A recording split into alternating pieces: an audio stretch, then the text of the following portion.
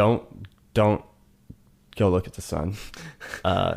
Please consult your doctor before. Obscurigami is not held responsible for any actions that you may take regarding the sun. We recommend that you avoid staring directly into the sun.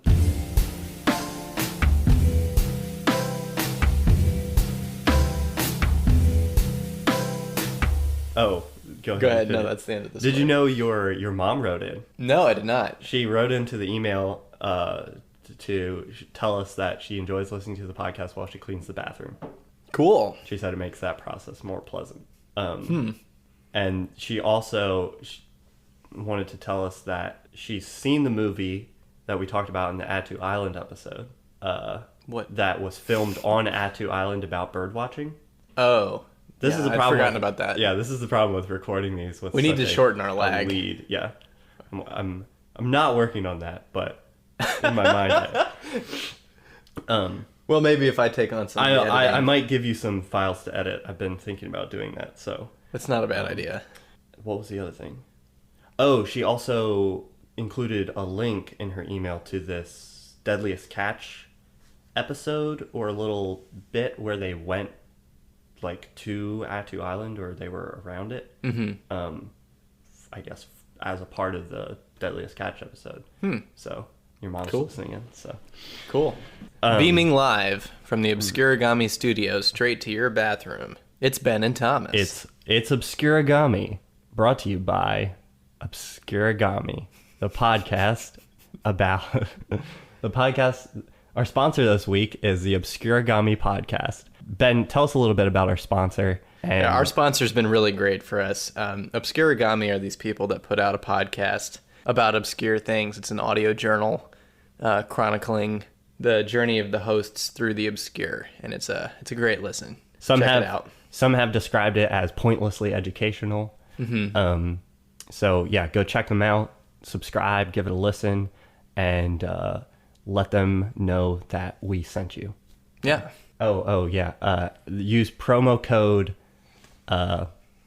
GAMI at checkout for an extra 100% off your subscription. That's price. GAHMMMMMAMI. GAMI. Thank you to our sponsors. That number again is 1-800-GAMI. For supporting this week's episode of Obscurigami. So we're back. We are back. Were we gone? It's been a while.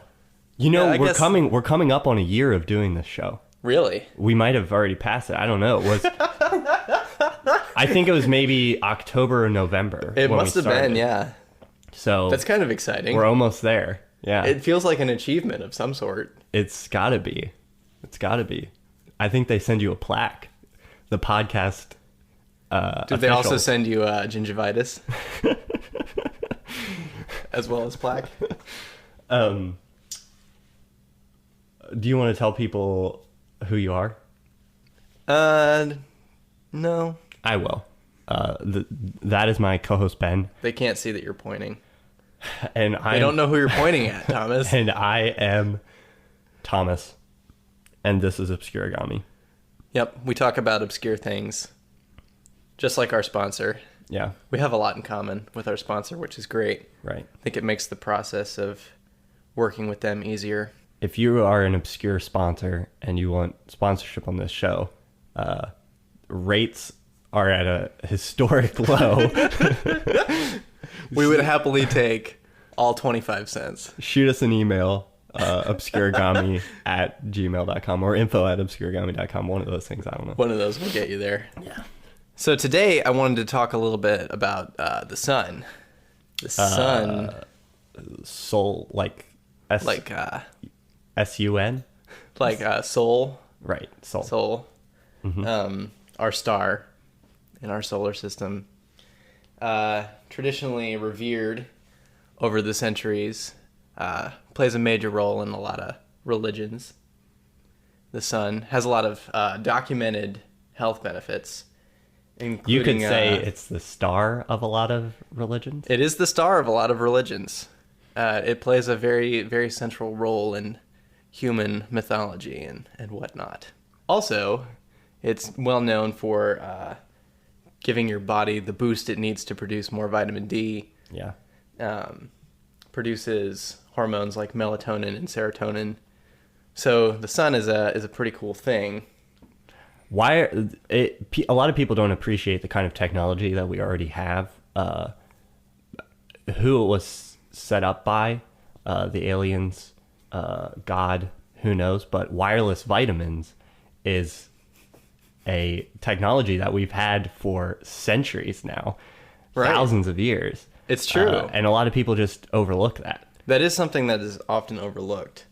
Well, obscure, one might say. Right, yeah. It might be one of several potential subtopics that could come out of this episode. Sorry to derail your... Not a bit of it. Yeah. I think this whole podcast is sort of a derailing of whatever it is that we were supposed to be doing. Yeah, and the process of making vitamin D is actually interesting because it's kind of like photosynthesis. But one benefit, some of the benefits of the sun that aren't as well known are that many believe that the sun can actually improve your vision and serve as a substitute for eating. This is all kind of rooted in a process known as sun gazing, which is the act of deliberately looking into the sun. Yeah. Which we all know is makes you instantly blind. Right. Well, that's an eclipse. I'm sorry. If you heard, there was an eclipse recently in the Western world, relatively speaking. Yeah. And a lot of people were concerned about looking into the sun, and so I thought I'd examine that topic a little bit deeper to see, well, is looking into the sun really bad for you, as everybody says it is? Yeah. Or is that just a lie propagated by the government, by big eyesight, by eyeglass companies, Bosch and Lomb, that they don't want you to know the secret to improved eyesight. Uh-huh. And really big food also, because they don't want you to know the big secret pharma to sustenance. Mm-hmm. I'm interested to hear about this because it's very interesting. The improved eyesight one, I'm kind of like, maybe not, but okay. I can see the logic. Mm-hmm. But as a source of dietary sustenance, that's a little bit more, feels a little more out there. Right. Well, that's rooted in Hinduism. There's this idea that the sun is a source of prana, which is life energy, is the source of energy for all life. So if you are consuming energy from the sun, either by being in the sun or by looking into the sun, you're consuming that energy. And the science, or some would say pseudoscience, of sun gazing involves looking directly into the sun so that sunbeams travel through a retinal hypothalamic link to stimulate your pineal gland. Yes. Which is what produces melatonin and serotonin. Right. So sun gazing can potentially enlarge your pineal gland. Right. And give you a lot of benefits. Yeah. And they've done studies that actually have demonstrated this. The pineal gland, interestingly, seems to be what's often represented by like the third eye in a lot of religious artwork, or there's this concept in a lot of cultures of like the third eye that's kind of in the center of your forehead. It does connect directly to your eyes. Right. And that's also sort of the positioning of your pineal gland when if you were to look at the front of someone's face in kind of an X-ray. And now, whether or not there's anything to that, we don't know, because these people wouldn't have known the location of the pineal gland when illustrating the third eye. But it is ironic that the pineal gland is what's stimulated, and there's this concept of the third eye that kind of... Yeah. Any neuroscientists out there can correct me if I'm wrong, but I believe the hypothalamus is the part of the brain that controls a lot of subconscious function. Right. Like your heartbeat and your lungs functioning and that kind of stuff. So great. So should I just run out and like stare at the sun, or is there a special process to this? There is a recommended process most people go with. It is widely propagated by a yogi named HRM in the West. It stands for Hairo Ratan Manek. He is a Indian gentleman, yogi. His method involves staring in increments of 10 seconds. So the first time you go out to look at the sun, you would stare for 10 seconds only. Right. You would be barefoot so that your feet are touching earth. Right. So you wouldn't do it on your patio. You would ideally have contact with Mother Earth. Right. Your eyes are pointed directly into the sun. And each day you progress by adding another 10 seconds. Oh, yeah. So you're like building up a... So you're building up a charge. Right. Also, it's ideal to do this at either sunrise or sunset. Right. Midday is probably not. Yeah, midday is not. Yeah.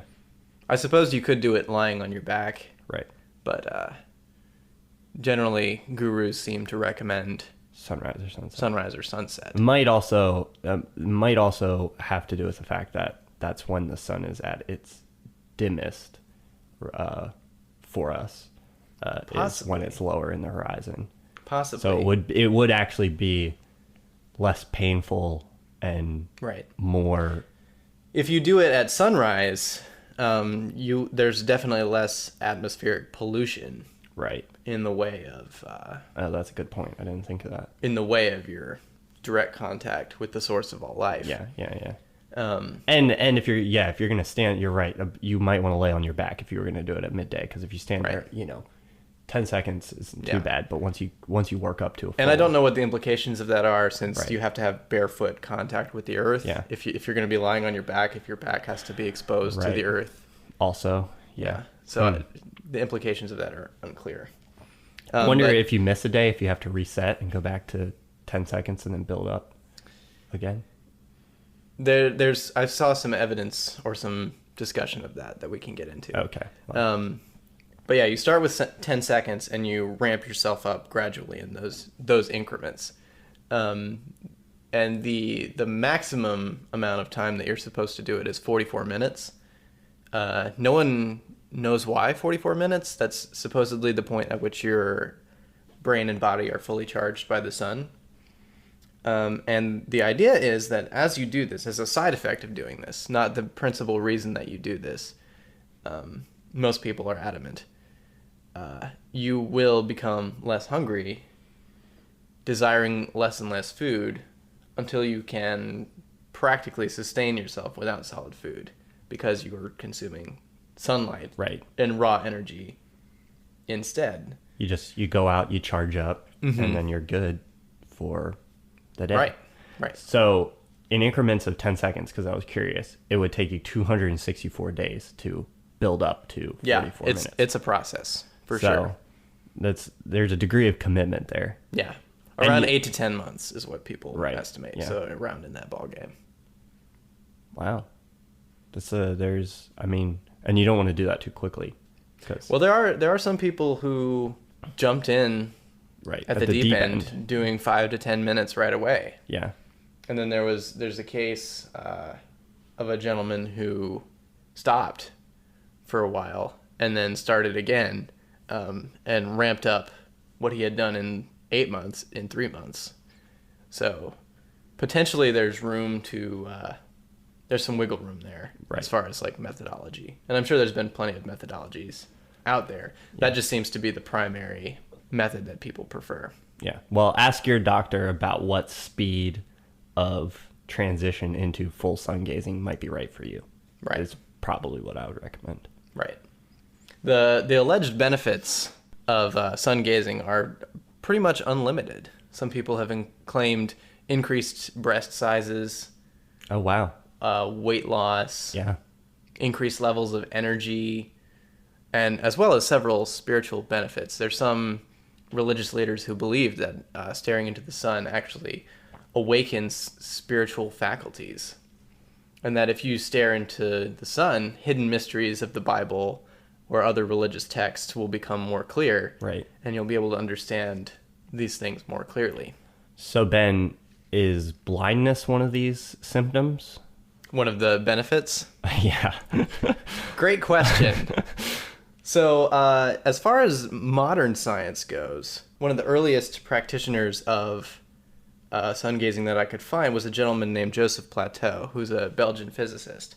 And Joseph Plateau is more famous for inventing a device called the phenakistoscope, which is one of the earliest motion picture technology devices. Basically a spinning disc with little images on it. And there's a link to one of those working in the show notes. But in addition to that work, he was very fascinated with motion and vision and the way the eye works. And he conducted an experiment where he stared into the sun for 25 seconds, relatively brief period of time. And later in life, he went blind and attributed it to that experiment. A lot of scientists believe that he went blind for other reasons. Right. But they generally support his conclusion that staring into the sun is a bad idea. Right. After Joseph Plateau, there's a famous guy named William Horatio Bates. Bates had an alternative theory about how the eye focuses. The general thinking in Bates' day, which was the 1920s, thereabouts, was when he was proposing his alternative theories. The general thinking at that time was that the eye focuses by using a lens inside the eye, much the same way that a camera focuses. Right. So when you're adjusting to distance to objects that are far away or close away, objects that are close or far, that process is called accommodation. Your eye automatically pulling focus, if you will. Right. The thinking in his day was that process happened via a lens. Bates believed that it happened through the muscles in the eye contracting or expanding. So he believed that a lot of that glasses, for example, lenses, corrective vision techniques would actually inhibit your ability to see better. Right. And that an alternative method of therapy would be needed. Yeah. He believed that things like tension or stress could lead to vision problems or myopia, or also just physical strain. So your eyeballs could, basically you just needed to relax or retrain the muscles in your eye, and your vision problems, nearsightedness, farsightedness, whatever, would go away without the need for eyeglasses.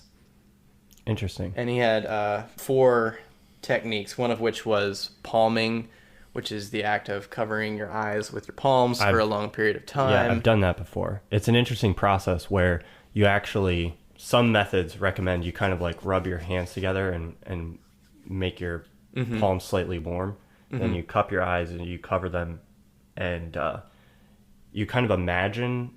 Some techniques involve imagining a dot located at like the rear of your eyeball. Yeah, visualization to very focus important. on that. It can whether or not physically there's anything to it, psychologically it can be a very like relaxing thing. I've done it when I've had headaches or migraines or something like that, and it can kind of release some of that tension in a way that like breathing seems to do sometimes. At least there's definitely merit to it.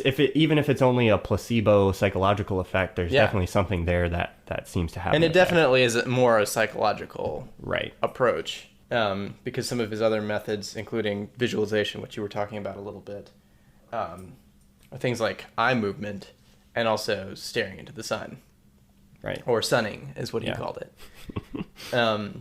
Some of those obviously more credible than others. Yeah. But he had a fair degree of success with it, published a book, and started a periodical kind of following his alternative medicine theory. Right. And one of his most famous patients was Aldous Huxley, who wrote Brave New World. Yes. Who had very poor vision. Yeah. And believed that Bates had pretty much saved his eyes. Wow. So they were very close in terms of a doctor-patient relationship. Yeah. So Bates advocated gazing into the sun. However, his theory that the eye accommodates using muscles rather than the muscles surrounding the eye rather than the lens within the eye has been, it is generally believed to have been scientifically disproven. I see. He was rejected from several societies, even though several of his professional societies, even though he continued to practice outside and still has followers today. If you Google the Bates method, you can find a lot of information about how to practice this yourself or to find a physician who can teach it to you. And many people seem to have positive benefits from it, just as people have positive benefits from gazing at the sun in general. Yeah.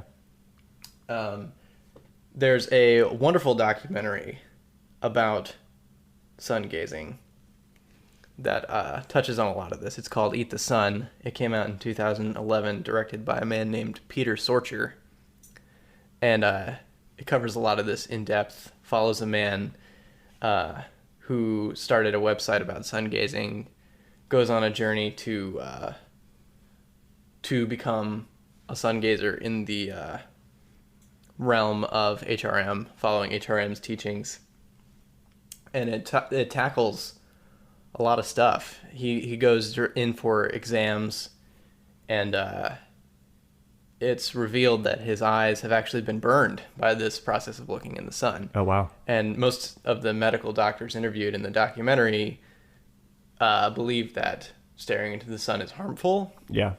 But he suffers no symptoms from it, at least not right away. Yeah. The documentary doesn't follow him through to his old age, but he experiences and claims that he has no symptoms from these burns on his retina.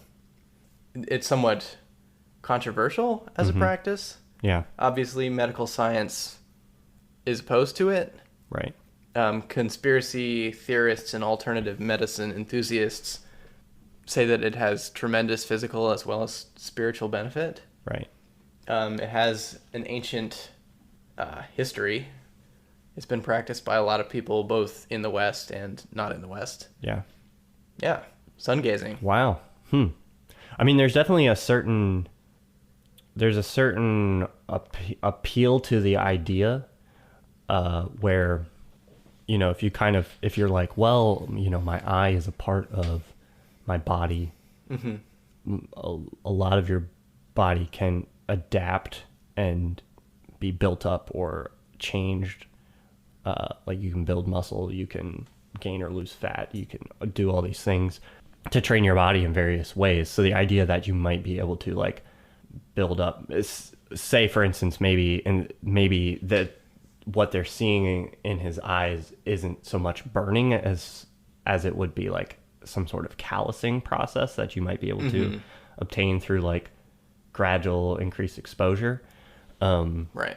There wouldn't be if those things were possible, it would make sense that science so far wouldn't really know about them, because what would be they would be difficult, costly, and dangerous experiments to run on humans.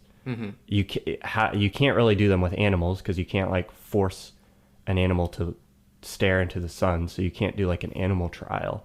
And for what, you know, for what reason? Because some, you know, mystical religions have claimed that there's some benefits. Like it's pretty easy to just say, don't look at the sun, it's bad for you. And nobody really wants to look at the sun that much, or most people don't. So science isn't incredibly motivated to find out whether or not there's very looking little at the sun is something we could do.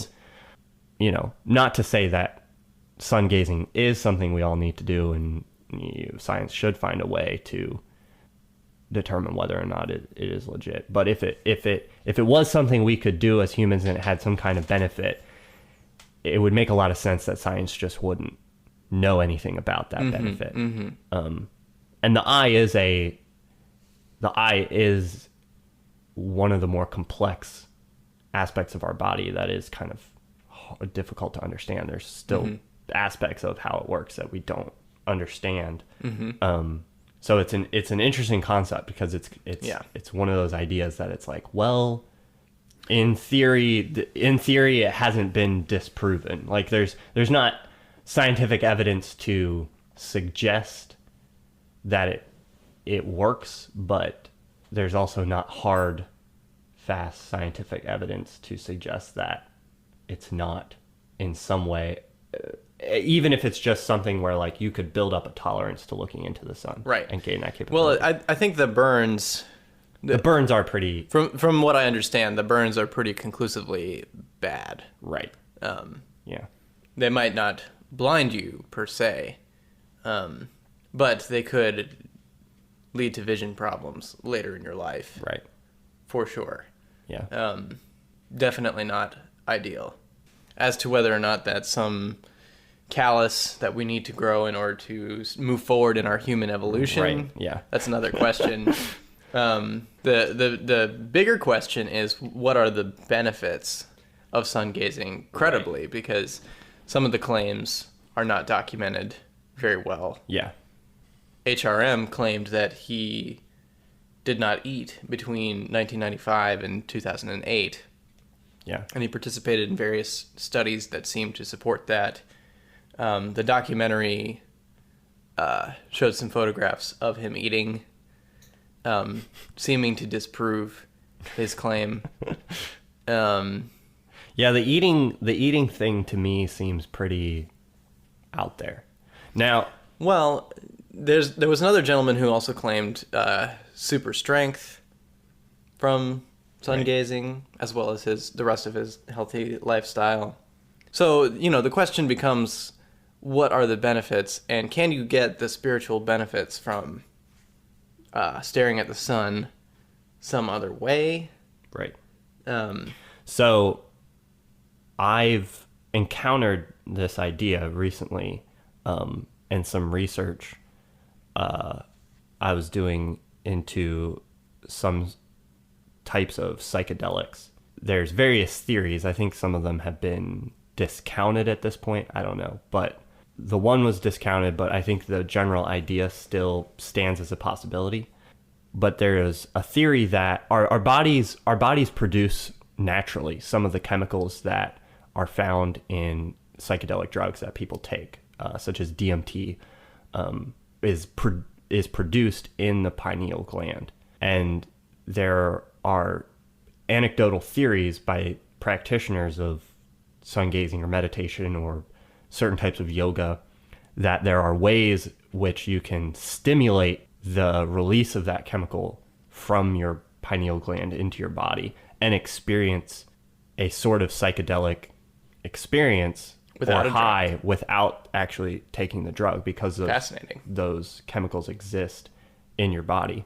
And sun gazing is one of those theorized methods that the stimulation of the pineal gland through gazing into the sun can stimulate the release of some type of psychedelic chemical that could give you a sort of psychedelic experience. I've read people claiming that this has happened to them on the internet. There's a lot of claims of addictive properties. An interesting method I came across was people who were espousing meditation when the sun is low, where you're looking into the sun with your eyelids closed. Mm-hmm. And apparently that, according to some people, is even enough to stimulate this. Now, what I think lends a lot of credence to this theory is some of the historic... There's a lot of religions in which the sun has these mystical properties, and sun gazing is this idea that exists in... It's arisen independently in a few different places as something that can have spiritual benefit. Right. And a lot of people equate psychedelic experiences to religious or spiritual experiences. So if for some reason sun gazing could invoke a sort of even light psychedelic experience, it would explain a lot of the perceived spiritual benefits that people are claiming to get from the practice. Again, like almost entirely anecdotal. And I think there's been some studies that have seemed to discount the idea that DMT that's in your pineal gland can be released into or that it's not produced there in the first place. But for the most part, it's a largely unstudied part of our biology. Yeah. The brain is still a great mystery. We know very little about how the brain works. Yeah. An interesting part of science is it's very powerful. It's a very powerful tool for learning about things, but it only learns about things that it's motivated to learn about. Right. And it's like capitalism in that sense. Right. Yeah. If there's no incentive to study, whether or not gazing into the sun can induce some sort of religious experience. Right. It's not going to be studied, and then we just won't. We'll just never know. Learn about those things except through what we learn about, Right. Incidentally through studying other aspects of the brain or the eyes or other. Or through alternative sources other than science, other than hard science. Yeah. Don't go look at the sun. Please consult your doctor before. Obscurigami is not held responsible for any actions that you may take regarding the sun. We recommend that you avoid staring directly into the sun. Based on our research. We're not doctors. Do not go stare into the sun attempting to have a psychedelic experience. This is all hearsay that exists on the internet. So what I would recommend is take no one's word for it. What I would recommend. Take my word for it. Sorry. One more time. Yeah, go for it. No, you. No, I was just saying, don't take my word for it or the word of some rando on the internet, which is what I am to you, presumably. Right. I definitely recommend, if you're interested in this subject, that you check out the documentary Eat the Sun. It's a little bit hard to find, but it's worth a watch for sure. Yeah. I'm definitely going to go try to find that and watch it. I spent like an hour researching a guy that I didn't even talk about. I mean, it's just so fascinating. And I mean, it plays a role in Native American culture, in like Eastern religions, but European religions too. There's a guy in the documentary who calls himself a Christian, a follower of Christ, and believes that, staring into the sun is part of his spiritual journey. Yeah. There's a Mormon in the documentary. It's one of those things it seems like a wacky new age out there kind of philosophy, but it's actually broader than that. But it's very much a fringe idea, right? That has never been very accepted.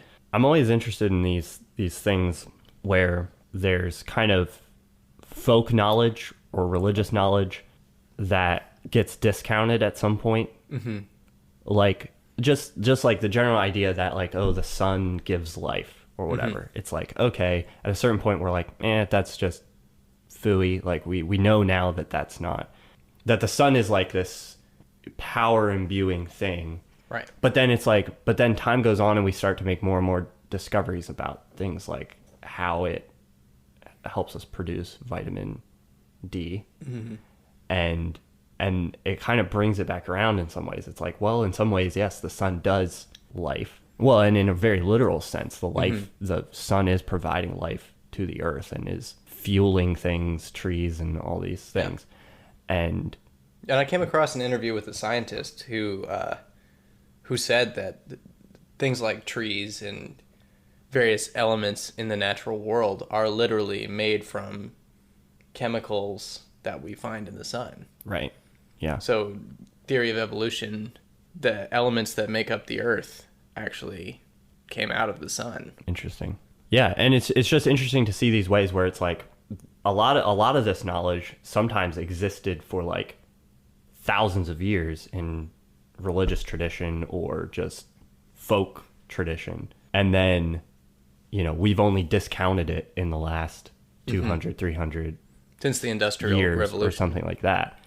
And then through our process of the scientific method, we sort of rediscover some of those things in some ways. Mm-hmm. And the original ideas might not be entirely correct, but there's sometimes some semblance, there's something there. Yeah, that an element of truth.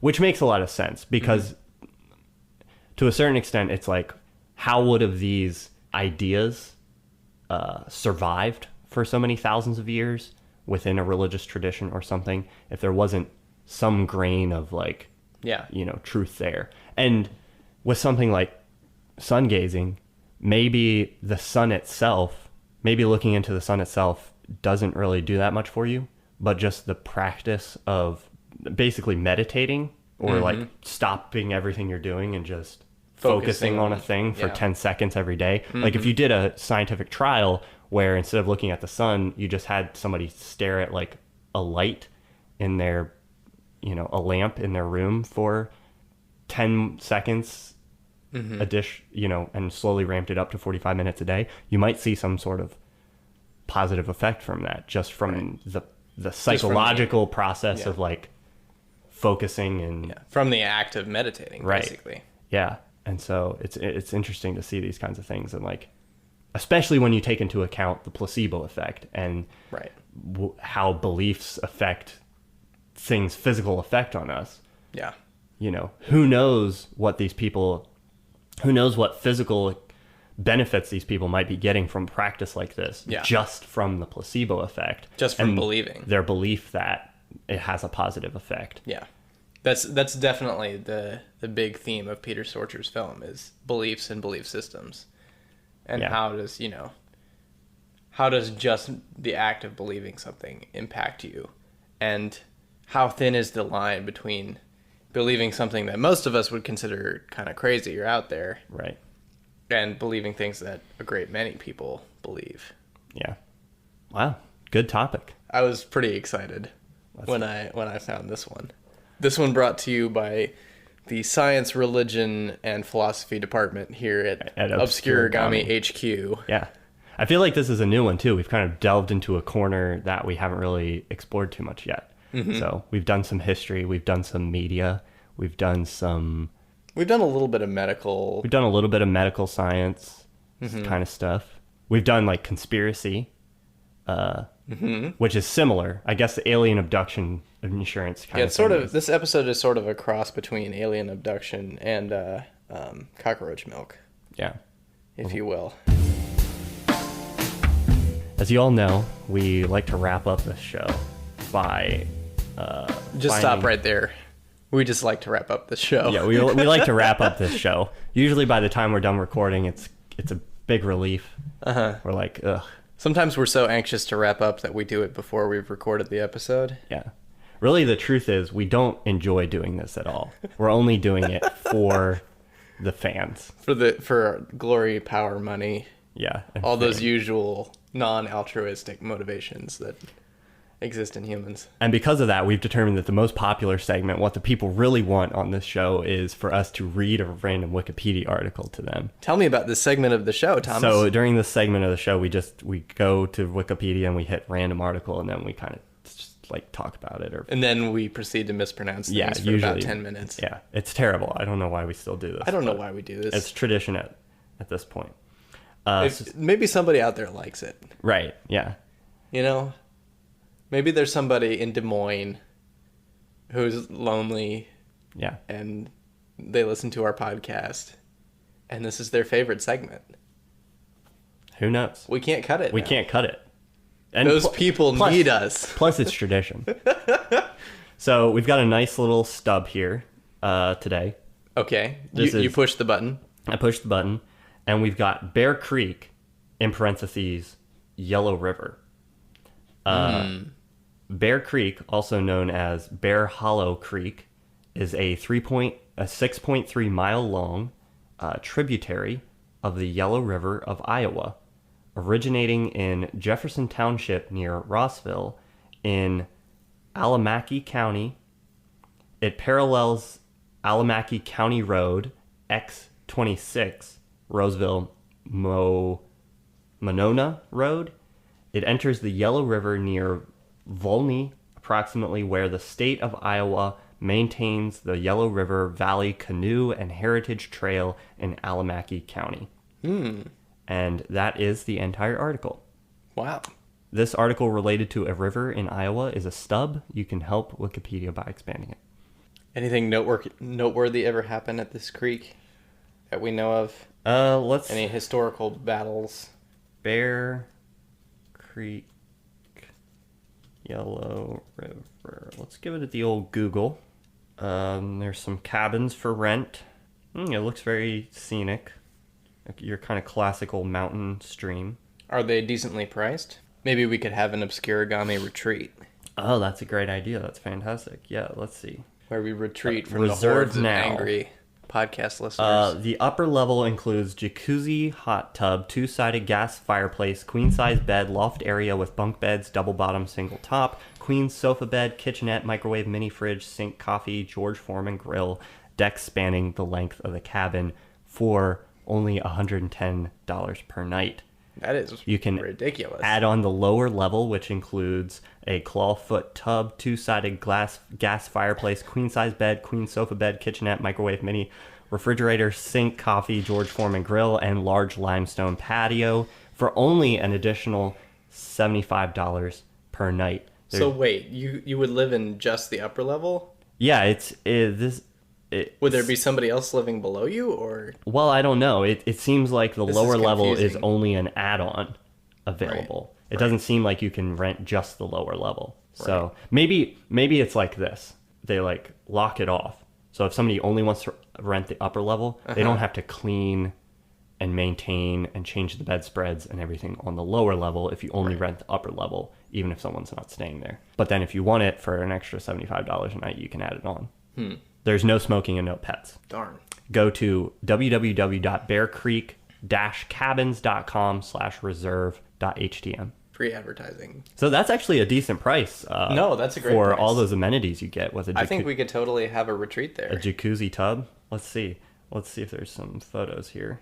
Oh, look at this. Ooh, that's fancy. Head to Bear Creek on your next wilderness vacation for your next sun gazing expedition, sun staring retreat.